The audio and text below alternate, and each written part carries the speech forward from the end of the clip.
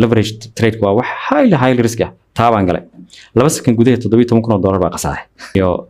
aniga markii ugu horreysay horta aan bitcoin maqlo 2000 iyo waxay ahayd 13 markaas waxay joogtay $100 miyaa ma wax saas kale joogtay